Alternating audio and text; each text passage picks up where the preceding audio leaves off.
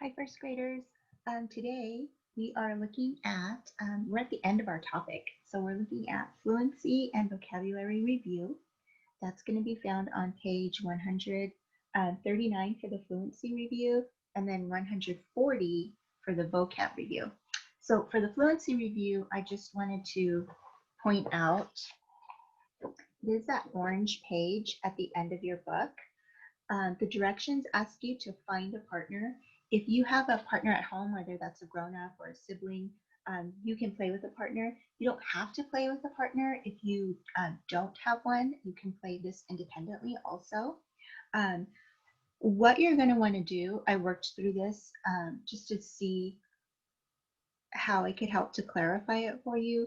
And the easiest way that I have found is to first fill in the sums for all of the clues. So here are the clues in this section. You're going to want to first find the sums or the differences because some of them are subtraction. So you're going to find the sums. So example, 3 plus 1 equals 4. So you're going to put equals 4 there. And the differences also, write all of them. And then go through and write the sums and the differences for the bottom and then match them that way. Okay, I'm not going to show you the bottom of my book because the answers are already there, but this is the best strategy to use for this. And I'm letting you know that because it doesn't say that in the directions, but as I was working through on how to best explain it, I think that that way works um, with a little bit more clarity. So first do the sums and the differences, and then match the clues to the bottom portion. But I'm not going to show you my page because I already put in the answers. Okay, all right, but we are going to go ahead and look at the vocabulary review um, and just talk a little bit about the page. We're not going to necessarily do all of it together. It's a short page, as you can see. It has numbers 1 through 5. The directions in this area, you're going to be needing this word list here. And they're asking us to circle the addition equation that is shown on the number line. So here's the number line, and then they give you portions here.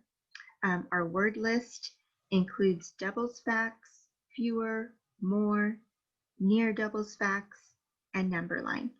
So as you're going through, these are some of the vocabulary words that you might run across. So for example, in number 1, it's number line. And I'm just going to remind you that at the beginning of the chapter, find that page. At the beginning of the chapter, we went through the vocabulary together. So if you are needing, so for example, number line is here. So if you're needing a quick review on those vocabulary words, you can go back to this page, and that's going to be found on page 77. Okay, so that's just as a reference point for you, page 77.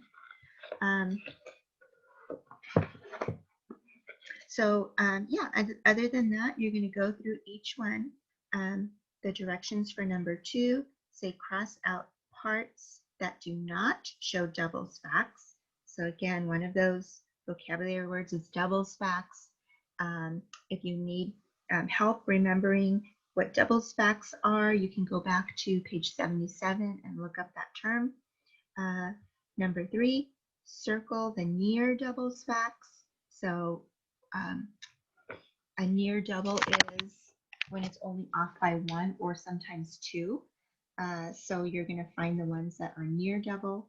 And number 4, circle the word that completes the sentence. Sam has 6 pens and Bev has 4 pens. Bev has 2 blank pens than Sam. So you're going to find the word that fits there. We have more, we have red, we have fewer. And then finally, number 5, write and solve a story problem. Use at least one term from the word list. Okay, so you're going to write a story here, and you're going to use one of these terms. I'm just going to kind of give you some support here. You're going to want to use either the words fewer if you're doing a subtraction story, or the words more if you're doing an addition story. Okay, so think about what you want your story to be about. Maybe you want it to be about apples, or maybe you want it to be about ducks in a pond. And then you're going to use either the words fewer or more, depending on if you want to do an addition or subtraction problem. Okay. This is the end of our topic. It's really important that as you come across questions, you're able to ask either a grown-up at home or bring it to your Google Meets, because I'm more than happy to look at these with you and to help you through. So as those come up, let me know. Other than that, I hope you guys have a great day, and I'll see you soon. Okay, bye.